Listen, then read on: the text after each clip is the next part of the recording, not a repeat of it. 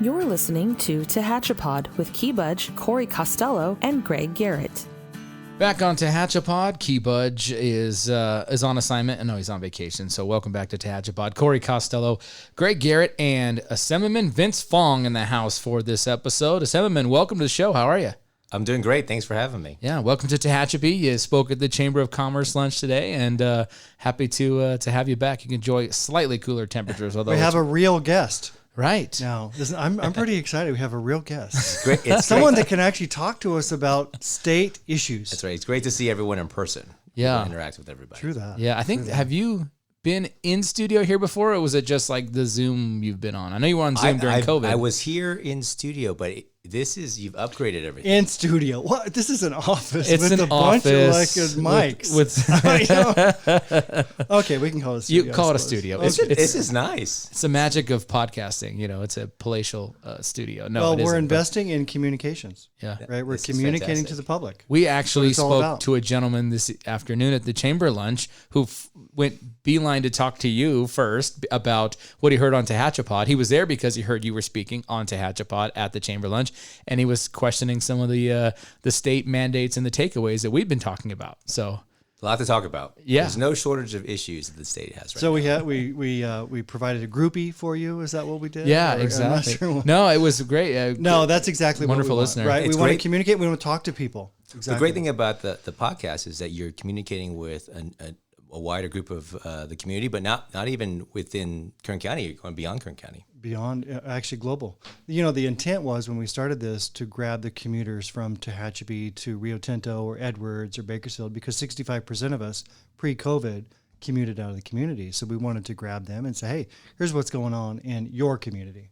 Well, 5 years ago, I bet, someone had one or two favorite podcasts, right? But now, I mean, it's their whole entire drive is Lots podcasts. to choose from. Yeah, and we try to keep it in that time frame. So, but it's good. We can have more of a longer form conversation than a quick presentation or a newspaper article. So, you're on the kind of summer recess in Sacramento, so you get a chance to come back in the district and meet with folks, do a lot of community stuff. But you have this sort of like, I think you're not, you've got August coming up, which I can tell you are so thrilled about August, because August means it's that sprint towards the end of the legislative session. So it could mean more stuff happening.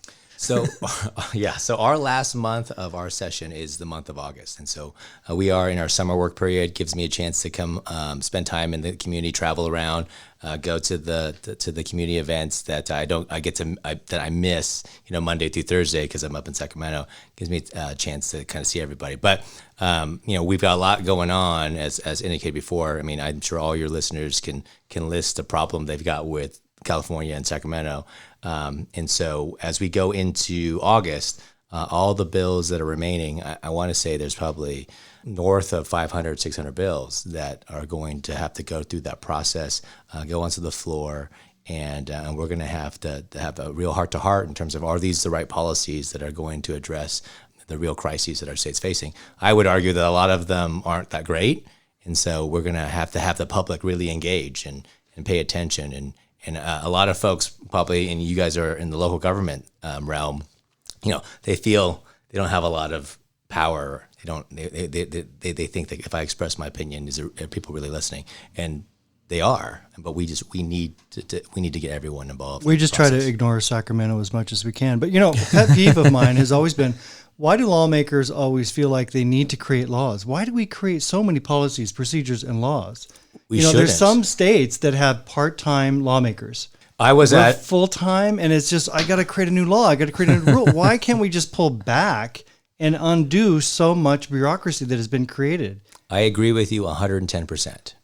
There aren't that many good ideas right now in Sacramento, and so we need to.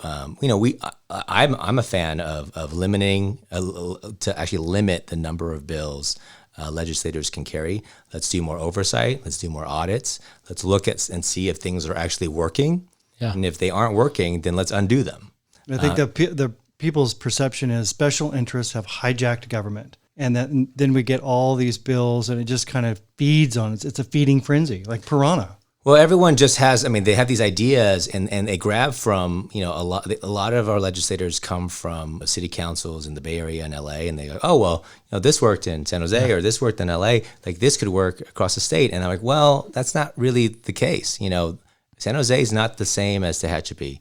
LA is not the same as Visalia. I mean, we should be looking for more input from the local communities to see, like, does this make sense? It's kind of like the SB Senate Bill 1383, which is the organics. One size does not fit all.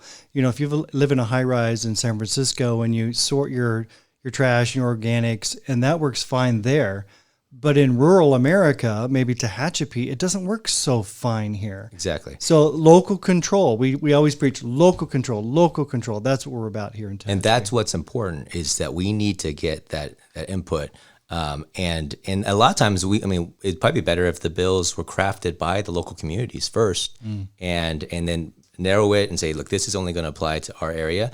Make it a pilot project. I mean, if you think it's a great idea, we'll try it for 3 years and see if it works and collect the data. And if it doesn't work, then it goes away. Yeah. And that's the one thing that doesn't happen. Things don't go away. Programs don't go away in Sacramento. Well, we care about the environment just as much as the next guy does. We want to do the right thing. Always, people inherently want to do the right thing. But a lot of these issues, they don't draw the attention, like organics, right, or like waste management, or wastewater treatment plants, or you name your topic. That's where it's hard to get the average person to go, like, what, I really care about. I mean, that's why it's important for these venues and these forums to say, like, hey, this is happening, and this is the impact on your everyday life. Yeah, and I think people have the automatic thought, a lot of folks do, that the government will fix it for them. And I think the lawmakers, a lot of those have that mentality of, oh, well, somebody brought this concern to me, so therefore I must write a policy, not for maybe if it's just a one case deal, but they take it to the extreme. And really, honestly, we get those requests sometimes, and we look at it and go,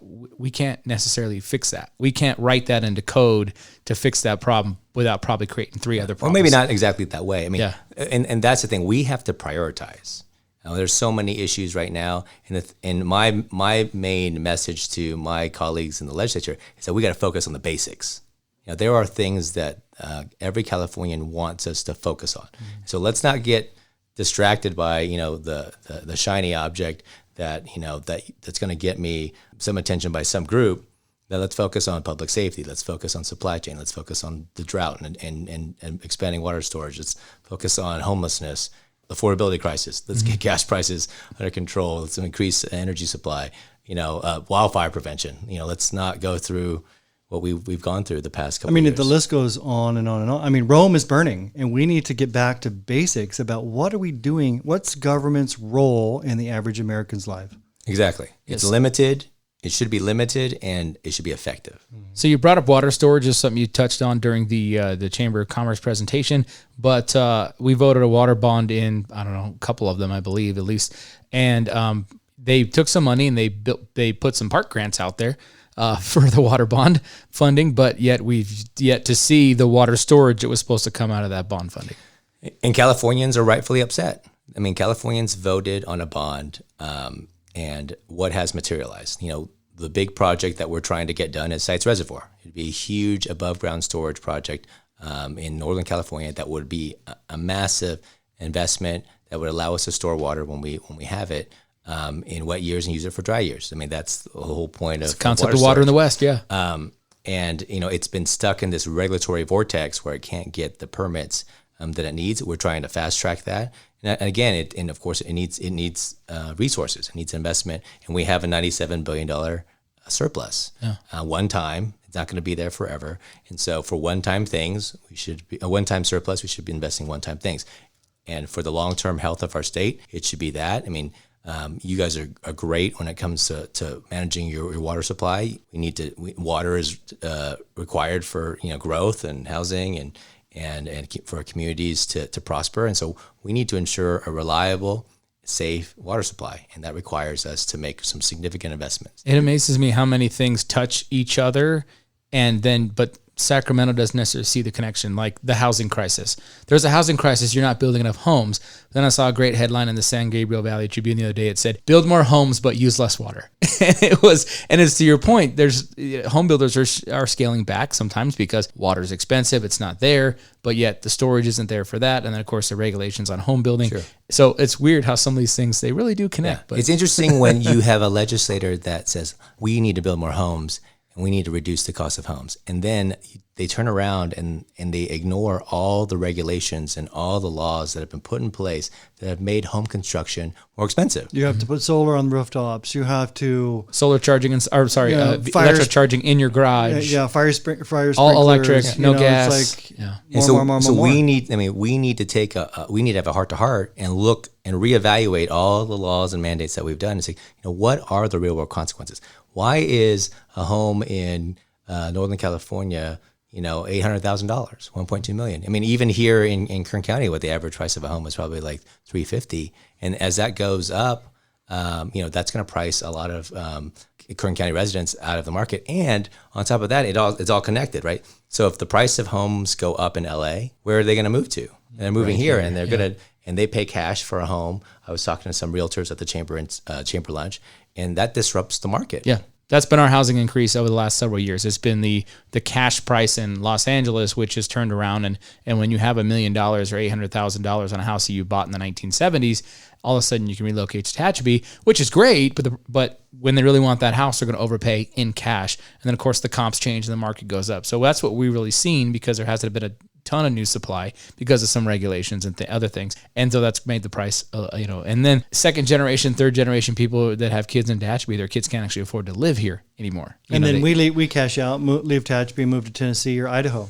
No shot. And those poor people there are being priced out of their market also. But if you look at the census numbers, I mean, a lot of news outlets will focus on the high net worth people that are moving to other states.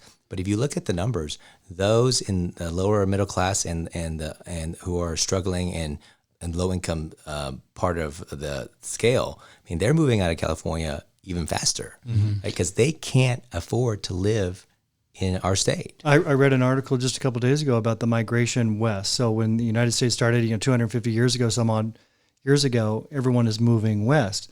But now the last several years, there's a migration east. We're leaving the West, not just going to Nevada or Arizona like we have been the last decade or so. We're actually going on the other side of the Mississippi to the East Coast. Man, that's a red flag. It is Something's wrong. Tremendous red flag. Well, you talked about the $90-some-odd billion surplus. What is the state looking to spend that money on? Well, some of the investments are required to go to infrastructure. Some of it's required to go to education. Some of it is required to go to our rainy day fund, and all important things. We're trying to warn the governor and other legislators that this money it's not ongoing. Is it obligated now, or is it still being discussed and debated? Portions of it are obligated, and so sustainability is my biggest concern, because if you read the news and you look at the inflation rates and what the Fed's gonna do and the global implications of energy prices and everything else. I mean, are we in a recession? Don't know. But if we do go into recession, or we are right now, that has a significant impact to our budget outlook. Sure does. And if we do go into recession, there's no guarantee that money will be there in the future. Corporate tax revenues will go down. Consumer spending will go down. Well, it was a shocker when the $90 billion came upon us. We're like, whoa, how did that happen? Yeah. I'm like, well, who's steering the ship? I mean, honestly, how do you get a $90 billion surplus without knowing it was coming? Honestly. It's the clearest evidence that Californians are overtaxed. Yes. Yeah. We talk about, everyone wants to, it's real, right? The tax burden is real in California. And all of a sudden it's like, oh, wait. We actually are overpaying the state, because now we have $97 billion that we didn't know was going to materialize. Yeah. Some of it is from the federal funds that came through the pandemic. But at the end of the day, as the governor starts to expand these new programs, right, and that's going to have cost obligations in the future. If the money doesn't materialize, how do we? You're not going to unfund programs.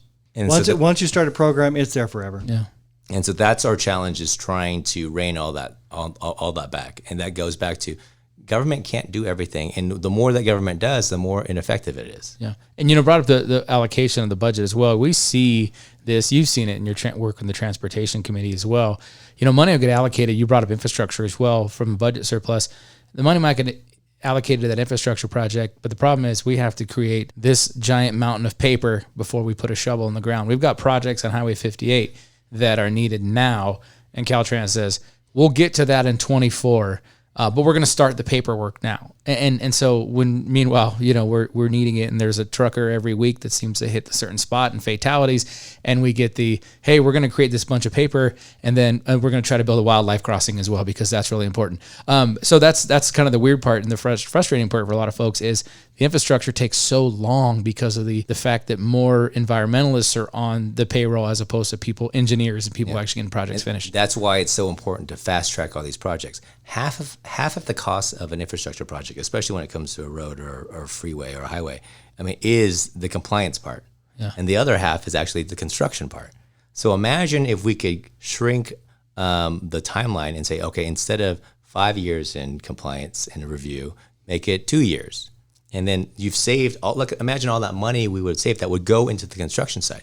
We would cut the cost of a highway infrastructure project by 15-20%. Yeah. If we were able to just streamline the process. And you brought up before, especially on the CEQA side of things, I think you tried something to sort of streamline that a little bit. I think you brought up like a Rosedale Highway example in Bakersfield, you got to do a CEQA document to add a sidewalk on something that was already a highway. It's insane. It's insane. In an already developed area. Yeah, in our developed area, it's the same with a freeway or a highway. It's like maybe it's a resurface, maybe it's a slight lane expansion, but we're not talking about a tremendous giant impact. It's a freeway already. And so, but there's been, you tried it, but there's not a lot of backing behind that. We've tried. I think there are some incremental changes that we've made. We've delegated some of that authority. So there's the federal government now can do a review, and the federal transportation agencies can approve. And once that approves, and that we can go. But but a wholesale change is necessary. So much is caught in litigation. Not only is it, the highway, freeway infrastructures, but the wildfire prevention projects, they're stuck in litigation. Trying to build a factory, trying to build a housing, development. It's 10, 15 years in litigation. Well, if the state can't figure out how to maintain an existing highway, how can they going to build a high-speed rail? High-speed rail is... the albatross. You had to bring up the albatross. I am probably the biggest critic of the high-speed rail authority. Conceptually, people can have their views conceptually on on high-speed rail, but how it's been implemented, the California High-Speed Rail Authority is just borderline incompetent. It's run amok. Right before we started recording, we were talking about my biggest fear as city manager for Tehachapi is they'll do the same thing in Tehachapi that they've done in the Central Valley, and that is in the Hanford, Fresno area. Build this giant monolith. Start in the middle and build out. Not start at one end and go to the other. So instead of building from Edison coming up the hill to Tehachapi, they'll build a rail in our valley, cutting our valley in half essentially, and forcing us to look at this giant concrete monolith so that at some point in the future we're forced to fund, finish the project, so on and so on. It's just an epic failure. I've made this argument the past few months as we were debating the budget. If we were going to spend $4.2 billion, I don't think anyone has high-speed rail as their top 100 priorities. But, we do need to be investing in the supply chain, and rail is a massive component of it. I heard there's a big rail backlog now as opposed to, we keep talking about ships, but rail has a backlog. Huge. That you've got multiple choke points throughout the whole supply chain. So, of course, when people saw the container ships off the coast of California in Long Beach and LA, everyone thought, okay, that's the problem with the supply chain. Once we get the containers off, then everything is fixed. Well, that's not true, because once we got the containers off, and we're still struggling with that as well, we have to actually get those containers to warehouses, to distribution centers, to stores, and that requires trucking and rail. And so if we were to take the $4.2 billion and say, okay, let's expand rail capacity to move cargo throughout the state of California, that would be a better investment than high-speed rail. Yeah. And so again, back to the basics. People couldn't get baby formula. They couldn't get their Halloween costumes. They couldn't. I mean, you name your item that was that's trapped and sitting off the coast of California, or sitting on a container on the port of LA or Long Beach. We really have to figure this whole process out. It feels like the state of California is on a fast track to become a third world country. Honestly, we're the fifth largest economy in the world, but we can't just get out of our own way. If you let people just do what they do best, then they will thrive. But the state government continues to get in our way. California, over the past number of years, has made improvements in spite of Sacramento. Yeah. It's not because all these laws made it better. It was that the people of California are so innovative and they can persevere. And I agree with that statement 100%. They'll make it work. Imagine if we just unshackled them and removed all those burdens, whether it's taxes or regulations, or just allowing cities and counties to do what they do best: deliver services, allow for development, build infrastructure. Imagine what our state would be. Here's my idea to that point. So you kind of use, you remember that, that movie The Purge, right? There's no laws, and then they go around murdering each other all night. I don't want that. What I'm saying is you have like a regulatory purge. Remember, this is a family show. No, you have a regulatory purge for like a week, and then just let the market just do its thing, and you watch how much gets done in that regulatory purge. A number of us have actually we've introduced this bill, and we would it takes two forms. One actually is retrospective. Say, okay, let's look back at our entire regulatory system, and any duplication, anything that is outdated, laws that were passed in 1910 that really shouldn't. Thou shalt not dance on the street after 7 p.m. with a lady. Those should go away, right? And then there should be a prospective process. I would argue that any regulation that costs the California economy, let's pick a number, $50 million. Then it should be a vote of the legislature. If there's a law that costs the economy that much. Yeah. But the problem is there's so many people on the payroll now, not just state employees, but consultants. The bureaucracy is so deep that I don't know if you could ever undo it. I mean, even just a little bit, because there's so many people that work against you to undo anything, because then you're taking their livelihood away. And that requires the legislature to bring power back to the legislature. Over the years, and political scientists have various reasons why it's happened, but power has gone to the executive. It's happened on the national level. It's happened. You brought that up with the budget recently, right? You made that point about it. The legislators had very little input, and you're on the committee. Yeah, it's too much power to the governor, and so we are the ones that have the power of the purse, and I've told folks, let's just zero out a program. There's hundreds of programs that just are not very effective. Let's just zero them out, and there's a better way to use that money. And so we need to focus. I've been an advocate of 2-year budgeting. Like we pass a 2-year budget, and the whole next year it's just all audits and oversight. And we bring every department head before us and say, all right, you asked us for $1 million last year. What'd you do with it? Yeah. Is it working? Is the program working? If it's not working, then maybe you don't deserve the $100 million. What did you deliver? Exactly. Mm-hmm. And that's what Californians want. They want tangible, measurable results. When we talk about public safety, homelessness, traffic congestion, I mean, you name it, right? They're not seeing anything improve, even though billions of dollars. Well, and the voters continue to support the process. Like, okay, we'll give you more money. We'll pass another bond. We'll do whatever you ask. This time they really mean it. But we're going to vote one more time to give Sacramento more money to fix the problem. And Sacramento fails them every time. And that's why time. That's why the audit structure is so important. I mean, we a lot of our residents probably were rolled into the data leak by the Department of Justice, and so we're going to ask. I was one of those people, by the way. Yeah, me too. I got a letter from the DOJ. I'm like, oh my god, I ran home. But I real get quick, free credit monitoring for the next year, so I got that going for me. I opened it up and I thought, oh, thank God. So we've called for investigation by the DOJ, and now we're going to call for an audit by the state auditor to say, okay, like, how did this happen? And let's make sure it never happens again. But again, it's the incompetence of Sacramento. And so why would the average person want to send more resources to Sacramento when they can't do the job right the first time, and they're paying more and they're getting less? They're actually not even getting what they paid for. They're getting less. And so Californians are rightfully upset. People just want to live their lives. They want to be left alone. They want to raise their children, educate their children, save for the retirement, just be left alone. And Sacramento just doesn't get that. And what I don't get is the people that work in Sacramento for the government, they're the same people. They have those same goals. So how is there such a giant disconnect between the people that are making the rules and regulatory people versus the guy that lives over on F Street in downtown Tehachapi? I mean, what's the difference? I've racked my brain about how to get how to break that disconnect. I mean, a lot of times, just on a basic level, people are busy. I mean, people don't normally want to pay attention to politics, or should they? If they really, they got better things to do. It's quite boring. They frustrating. They want to focus on their kids. They want to coach their kids' soccer team. They want to go out and again enjoy their lives and live it. And so the problem right now is that government is cramping on their lives. Yeah, and that shouldn't be. You should get out of the way.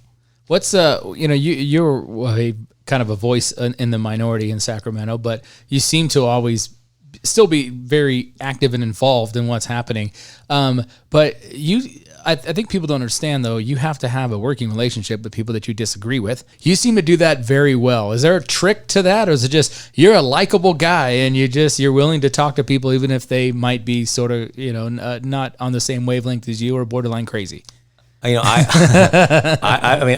talk to legislators that clearly, we don't agree on a whole lot, but we also are all elected to be problem solvers. Mm-hmm. And I think, the average person in California, that's what they want.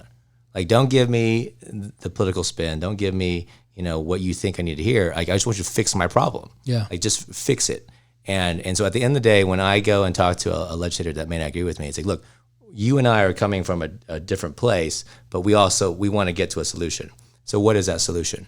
Now, there are times where we duke it out and we don't agree, but I never make it personal, and we try to, and then we try to figure something out on another issue if we can't come to some type of, find some common ground. But at the end of the day, that's what people want. They want problems. They want their problem solved. And is there kind of a personal relationship too with a lot of these people? You kind of become friends away from the office, and there's a trust that gets built up a little bit. I mean, you guys play pickleball or anything? There are some that we play pickleball. I think for me, like, I've always tried to understand. We're all elected to advocate and represent our communities. I represent, Kern County and the Central Valley. Someone that represents, the Simi Valley or the Bay Area. Their housing problems are different from ours, but like, hey, we both want housing and we want affordable housing while we're at it. So like, what can we do to streamline that? When we pass our street racing sideshow law to punish those engaging in that dangerous behavior, when I introduced that bill, I had a number of people from LA and the Bay Area saying we got that same problem. Yeah, it's like, okay, well let's figure out how to do that. Now that we're talking about like retail theft and all the shoplifting that's going on, well, that's happening in malls and retail shopping centers across California. I'm like, hey, we have to increase the penalties somewhere. We can't continue down this path where there's like no accountability whatsoever. Now there's beginning to some movement on like dealing with that, the catalytic converter issue. Mm-hmm. People getting those catalytic converters stolen out of the cars. So there's now this movement, but again, it all comes from public pressure. And again, my message always is like, look, we can either work together, but at some point the problem's going to get so bad that the public is going. Yeah, is that what happened? Because I kind of had that feeling like at some point, as they kept undoing criminal penalties, I'm thinking, okay, at some point it's going to get bad enough to where even folks that don't like incarceration, law enforcement are going to say, okay, well now it's impacting me. I think once we saw family-owned jewelry store in Beverly Hills smash and grab window, then like, okay, now this is in my neighborhood and this is a problem. Well, I think the pendulum swung way too hard, way too fast, the wrong way. That's right, and we have now the balance. We need the balance. Pendulum's got to swing back, and that's the thing. If you talk to legislators in LA and the Bay Area, they're under very, very tight scrutiny, and district attorneys are getting recalled. Yeah, because they're not enforcing the laws, or they're not doing what the public feels is in their best interest in keeping them safe. Yeah. Now, at the end of the day, there is going to be at some point a point where if the legislature doesn't do anything, then there's going to be a direct democracy part of it, where there's going to be an initiative that puts on the ballot to say, okay, we are going to make it a felony if you steal $950, of stuff, or if you go rob a container, or if you are engaging in a violent act, right? And give our law enforcement and the district attorneys throughout the state of California additional tools to make our community safe. Back to that, actually, that story in Beverly Hills with the jewelry store. I think the week before that, I was down there because I was down there for the LA Marathon, staying in that neighborhood. And we walked by that place, and I see this, and I'm thinking to myself, that was the one neighborhood I thought wouldn't be a target for a smash and grab. But when you think about it, well, criminals know what the penalties are at, and they know where the law enforcement is, and they also know where those high-dollar targets are. And more the follow-home robberies happening in the Southland, that sort of thing, people targeting knowing that there's very little repercussion for their actions. I think that's gotten people's attention. I've got schools that have visited Sacramento. I've got folks that come up to Sacramento all the time, and it's sad because Sacramento has become a ghost town. Downtown Sacramento, if you walk around, it's not safe. The homeless problem has gotten significantly worse. Crime is a real issue. Yeah. And at that point, when that brand sinks in, at that point, you can't shake it. Yeah. Oh, it's impossible to bring it back. Once you lose a community or a downtown, it's nearly impossible to bring it back to what it should have been.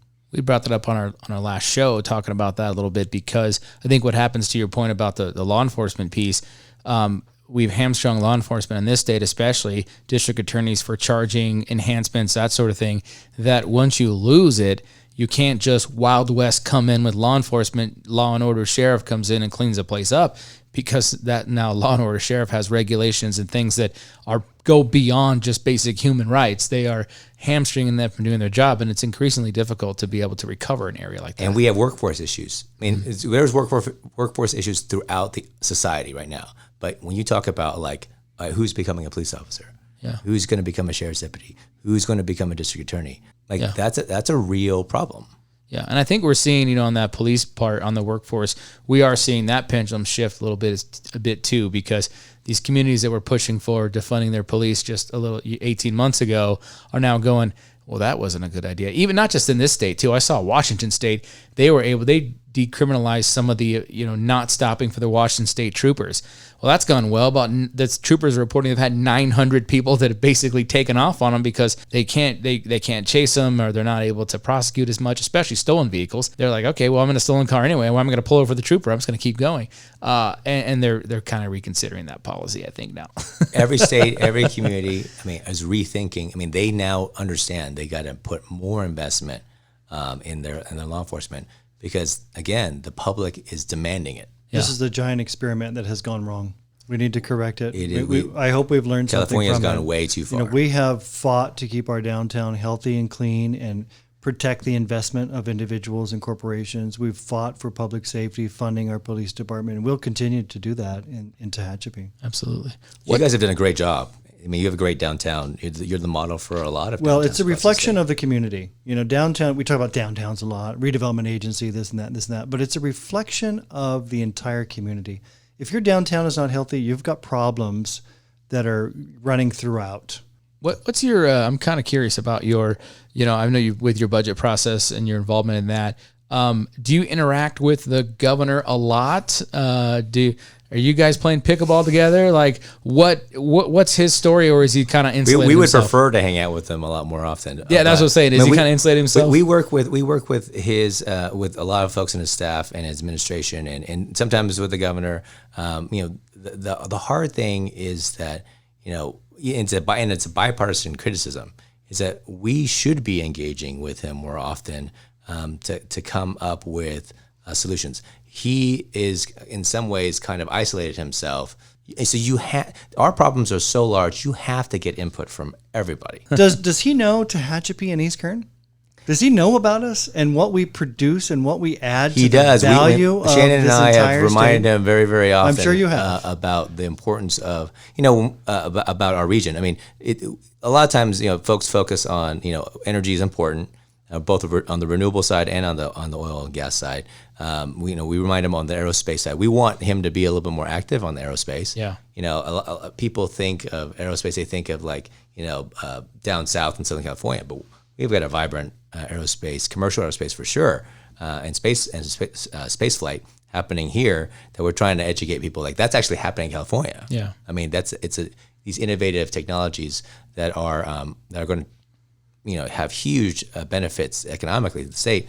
But it requires him and other folks to visit. But then it's also he's got to understand that just the damage that is being done with all these regulations and taxes. I've always thought Tehachapi is in a very unique position, and if I were a president or a governor, you might want to visit a place like Tehachapi because we're so blessed with ag, with oil, with aerospace, with mining, with Hollywood stuff, just all these sorts of things. We're this melting pot of this economic machine right here. Yeah. And we showcase it all. Yeah. We invent it all. We produce it all. We embrace it all. We love it all. Sure. And everybody has a place too, I think, in that sort of wheel. And I think one of the governor's ideas, which has been sort of flawed, is the concept of, I'm going to retrain oil field workers to just work in different jobs. They're just going to go get different jobs. Well, it's not really possible either. First of all, an oil field job is a highly skilled technical job. Working on those rigs, drilling, to the drilling mud, go on down. It's a complex. And so just to say, okay, well, you're going to go clean solar panels now, or you're going to go mow land in a solar farm or work on the turbines. That's not the same pay scale, and it's not the same job. It's just really, it's almost insulting when you hear, hey, we're just going to do a bunch of meetings with people out in Taft. The governor's office is going to do it via Zoom, and we're going to retrain your workers to do another job. And at the same time, import 1.5 million barrels a day from the Middle East. I mean, that's our biggest frustration, and one of the kind of biggest criticisms we have of the governor is that his policies, especially in the energy world, is not grounded in economic reality. Mm-hmm. I mean, it's one thing to say, okay, I want to have this ambitious goal, but if technology and economics doesn't allow you to do that, then maybe you should rethink that policy, right? I mean, as you mentioned, Greg, Kern County, right? We feed the world, we power the world, and you can't build anything without concrete and asphalt, which we do here in our concrete right here, right outside cement, right outside the city limits. So how do you expect to do anything if you have no energy, you have no food? Yeah. And you have no asphalt and concrete, right? And the average guy is perplexed. What is going on? But more people agree with us. I truly believe that. I mean, but you've got to make the case. Yeah. I think that in a lot of the urban centers like in LA and San Francisco, you don't hear the arguments, but something causes them to rethink. There's a shock to the $8 system. Gas. And exactly. It's $8 gasoline. It's wait a minute, why is this the case? So it's $8. Why don't we have our own gasoline supply? Well, we don't because we import it from other countries. But can we build it? Can we produce it here? Yeah. But why can't we build it here? It's because the government won't allow it. Right. Not signing. How many permits are on his desk? Did you say? I think you said some thousands of permits sitting on his desk. Yeah, and I'm all about the equality and make the balance. I should say, not equality, but the balance. Yeah, but you can't just turn one spigot off and turn another one on just like that, right? You have to have transitions. There has to be some common sense. My grandpa was a farmer, my dad was a mechanic, and I'm damn proud of it. We need more common sense in government. That's all we're asking for. It's just it's balance, common sense. Let's just be practical. Yeah. And if that's your frame, you land at a different conclusion. Right. And this is not Democrat, Republican. This is just how do we run our state? Yeah. How do we manage our state and all of our affairs from local on up? Exactly. So that's perfectly said. So I have a question back to Governor Newsom. There all this chatter lately. Obviously there's been some rumblings about the current administration and our current president running for re-election.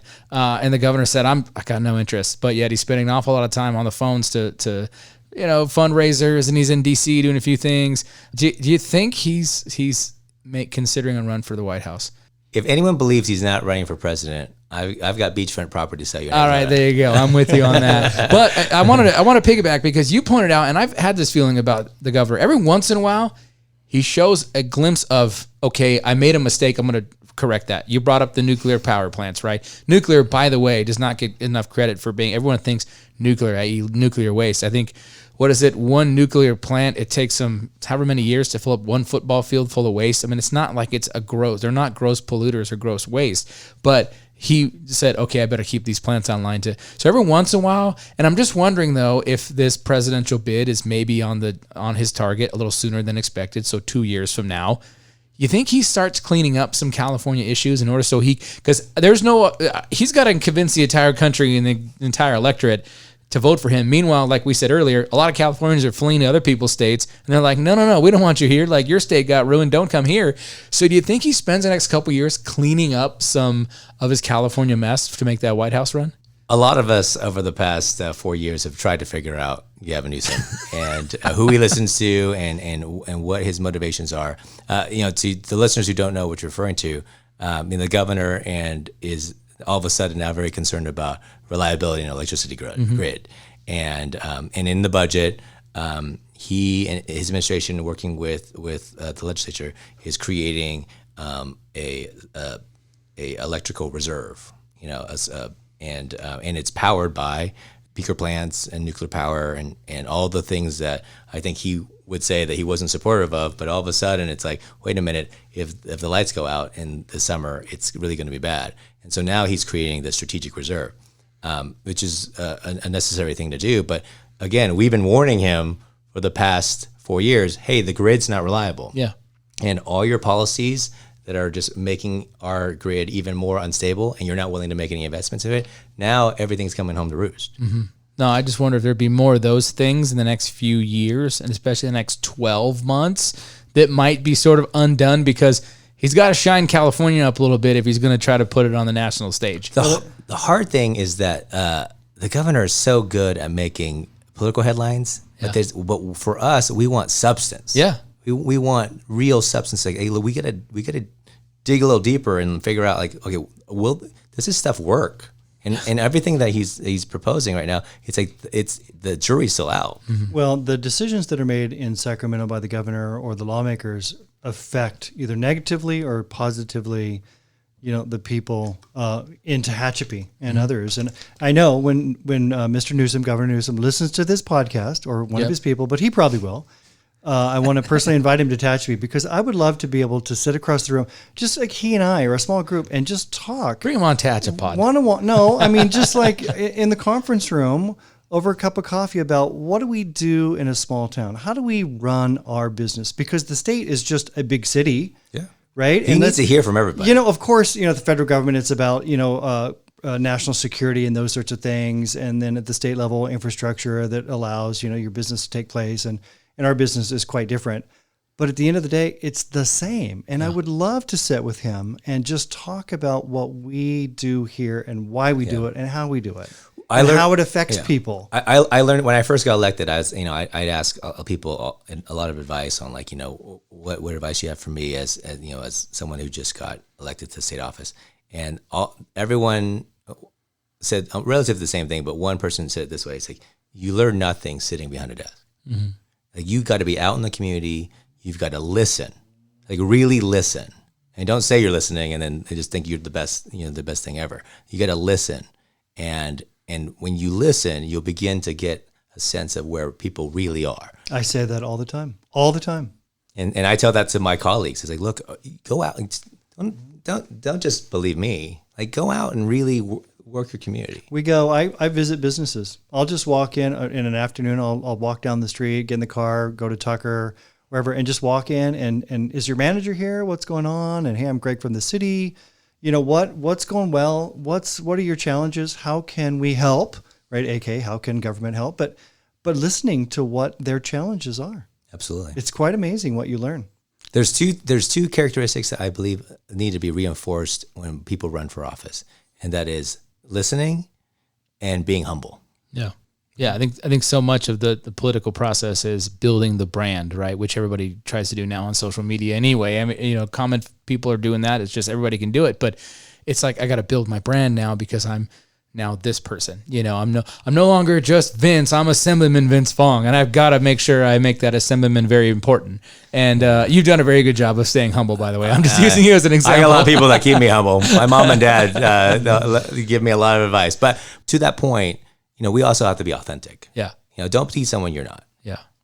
Do that. Point. Wow. What's your you just said this is what your third term, right? Yeah, 6 years. My sixth year. So where's your schedule at?